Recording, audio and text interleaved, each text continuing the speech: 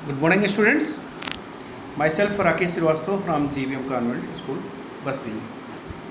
Students, class 7th की science में मैं आप लोगों को पढ़ा रहा था respiration in plants and animals. और उसमें जो मैं पिछले वीडियो में आपको मैंने बताया था कि ब्रीथिंग और रिस्पिरेशन में क्या अंतर होता है। मैंने बताया था आपको ब्रीथिंग एक फिजिकल प्रोसेस है, सांस लेना और सांस छोड़ना, और ये सेल के बाहर होती है।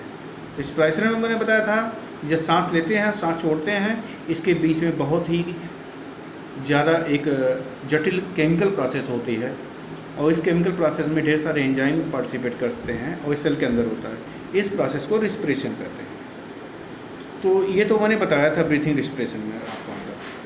आज मैं बताऊंगा कि रिस्पिरेशन के टाइप्स बताऊंगा।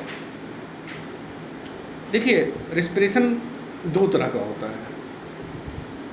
एक रिस्पिरेशन होता है एरोबिक रिस्पिरेशन और दूसरा होता है एनएरोबिक रिस्पिरेशन। एरोबिक रिस्पिरेशन जैसा कि नाम से आपको ये दिखाई दे रहा होगा, समझ में आ रहा होगा, एरोबिक एयर से बना हुआ है, यानी इसमें एयर प्रेजेंट हो गया। आई मीन तो एरोबिक रिस्पिरेशन एक ऐसा रिस्पिरेशन है जिसमें फूड का जो ब्रेकिंग डाउन होता है, क्योंकि मैंने आपको रिस्पिरेशन बताया था कि जब ऑक्सीजन आके कंबाइन करती है फूड से तो उसका ब्रेकिंग डाउन होता है।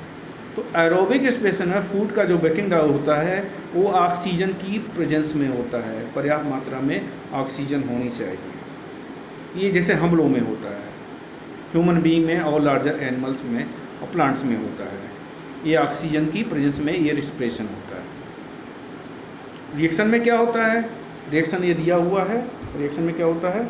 ये रिएक्शन दिया हुआ है एरोबिक रिस्पिरेशन का।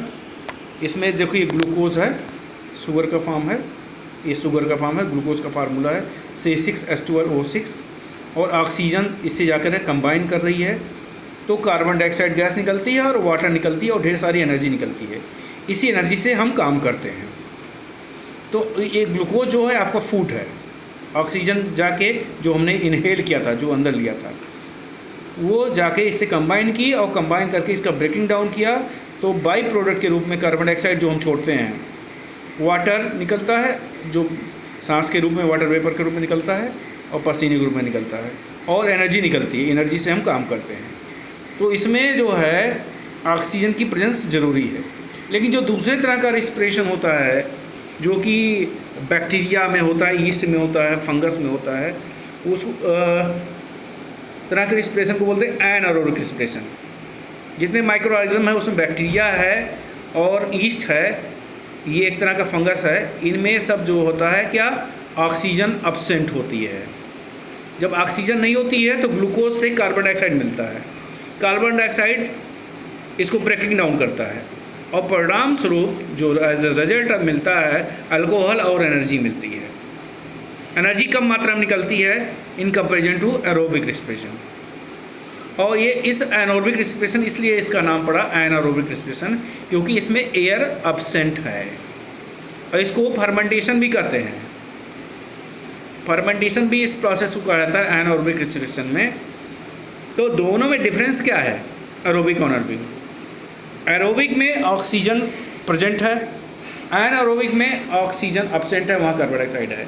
जो ब्रेकिंग डाउन हो रहा है एरोबिक में, इसमें देखिएगा ऑक्सीजन कंबाइन हो रही फूड से, और यहाँ कार्बन डाइऑक्साइड कंबाइन हो रही।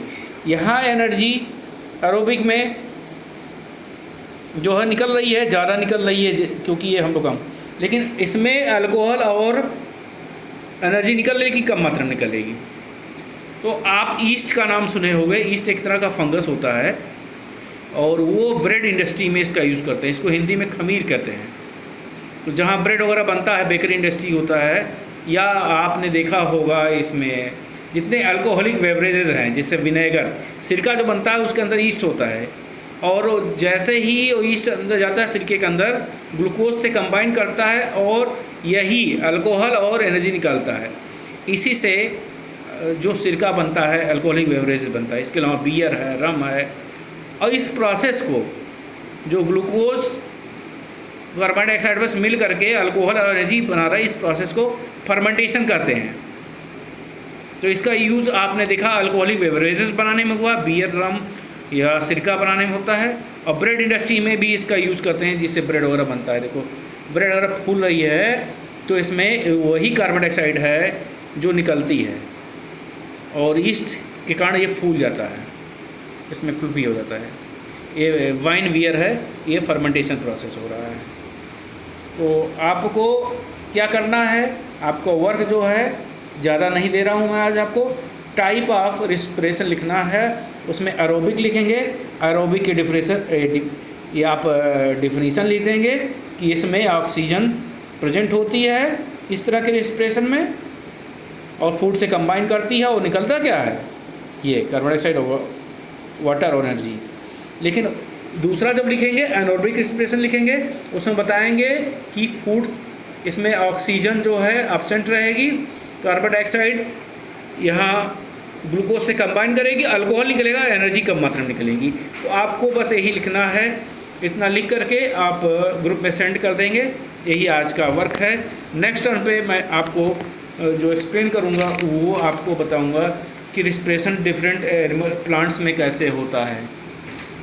तो आज का इतना ही रहेगा, आप अपना वर्क करके ग्रुप में भेज दीजिएगा। Okay, thank you.